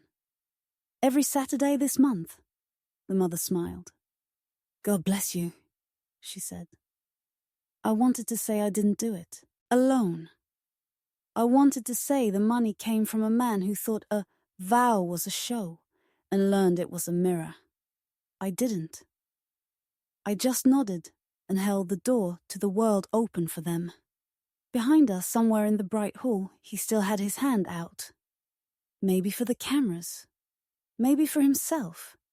It didn't matter anymore. I had 2 hands, both free. One held the rail. The other held the folder that kept me honest. I took the next step down, then another, and didn't look back. The morning looked soft, but my chest knew better. Sunlight slid across our floor like a calm hand. The kettle clicked off, and the street was quiet. It should have felt safe. It didn't. I tied my hair back and pressed my palm to the note on the door, the case number like a sharp shield. Today was the community lunch again. Today he would try something. I felt it, like pressure before rain. Zara stacked trays by the door and handed me a list. Plates, gloves, press, she said, counting on her fingers. Smile if you want. Don't if you don't. Aisha walked in with a folder and a face that meant business. The prosecutor filed 2 counts, she said. Forgery and false claim. Hearing next month. Stay steady. No surprises. My hand shook for a second, then went still around the folder. My phone buzzed. Unknown number. Meet me in the alley behind the hotel. No cameras, no lawyers. 1 minute. I showed Aisha. She made a small face. He wants a picture of forgiveness or a tape of rage, she said. Give him neither. I nodded. We feed people, I said. That's it. The ballroom smelled like spice and butter again. The hotel staff rolled out chafers like soldiers but kinder. The chef hugged me with flour on her sleeve. We made extra, she said. Crowd doubled last time. The manager took the mic and cleared his throat. We failed you once, he said to the room. We'll spend a long time making it right. People clapped. It sounded like hope with a rough edge. I kept my words short. Eat, I said. Take extra for later. The fund you all helped start is real now. Saturdays are set. A boy in a red coat waved at me and grinned. My mother touched my arm and whispered, Proud. I wanted to cry. I didn't. I picked up the serving spoon. Then the air changed. Heads turned. He walked in like a storm in an expensive sweater. Adrian. No PR team this time. No perfect light. His mother came behind him. Pearls bright. Eyes hard. 2 men hovered near the door and tried to look like furniture. Security straightened. Aisha stepped to my side. I felt my breath settle low in my ribs where it couldn't be shaken out. He stopped just inside the room and lifted both hands. Please, he said, voice raw around the edges. Let me speak. The officer by the wall lifted a brow at me. I nodded once. The officer didn't relax, but he didn't move. Adrian stepped forward 1 pace and kept his eyes on me. I'm sorry, he said louder now. I cancelled the license. I signed your name. I treated vows like content. I did all of it. I'm not asking you to forgive me. His voice cracked. I'm asking you to let me help. His mother slid in smooth. We brought a check, she said, soft as poison. We'll donate to your little lunches. You delete your posts. We put out a joint statement. Everyone eats. No one suffers. She smiled like a blade. Compassion looks better than anger. Sienna took a step forward, hoodie sleeves pushed up, voice steady. Compassion is not silence, she said. You use my face in your lies. I'm not going back in your mouth. Lucas shifted closer to me, not to block, just to stand. Aisha's phone buzzed in her hand. She read and lifted her eyes. They issued the formal notice, she said calmly. Service today. She nodded toward the door. 2 plainclothes officers entered, quiet as breath, and waited. Adrian heard the room change. His calm broke, not loud, just real. He looked at the trays, the faces, the note on the door, the officer by the wall, and then back at me. He took another step and the officer cleared his throat. Adrian stopped, swallowed, and did something I didn't expect. He sank to his knees on the polished floor. Gasps slid through the room, like wind in dry leaves. He didn't care. Pride had left him. He pressed his hands together like prayer. Please, he said. I know I don't deserve it. I know I don't. I will fund every Saturday. I will never speak your name in a room again. I will carry this shame, so you don't have to carry anything. Just say something that isn't no. For a heartbeat I saw our first date, the soft laugh, the small kindnesses that later turned into chains. For a heartbeat I felt the old ache want to reach for him. Then I saw the contract log, The balcony, the insurance claim, the girls in line for food. I saw my mother's hands washing one plate at a time the night I fell apart. The ache burned out like paper. "No," I said, quiet and even. "Stand up." He didn't. His mother's voice turned sweet and sharp. "You're enjoying this," she said. "You like him on the ground. It makes you big." I looked at her. "I got big when I said no," I said. He put himself on the ground. He pressed his palms to the floor and lifted his eyes to me, like a man who had used up every trick. "I was raised to win," he said, voice low. "My father taught me that love is a prize you hold, not a person you honor. I don't know how to do this. I'm learning too late I let that line land." I didn't lift it for him. "It is late," I said, "but not for your stop." The officers stepped forward. One spoke in a calm, almost gentle tone. "Mr. Khan, we're serving you formal notice. Forgery and false claim," he said. Adrian took the papers with shaking hands. His mother hissed, "This is a circus." But no one looked at her. The papers looked heavy in his palms. He tried one last time. "Please," he whispered, eyes only on me now. "Tell them I'm not a monster." "I already did," I said. "I told them you're a man who chose himself." "So do I." I lifted my chin toward the line, taped on the floor for the order. "Stay behind it." He nodded once, like the word cut and cleaned at the same time. He pushed himself up slow. His knees left two pale marks on the polished wood. He stared at them as if they were the only true thing he owned. The reporter near the back raised a microphone. "Do you accept his donation?" she asked. I held the room with a breath and then let it go. "The hotel handles funds," I said. "No names. No photos. If money comes, it feeds people. If it doesn't, we still feed people." I turned to the line. "Next."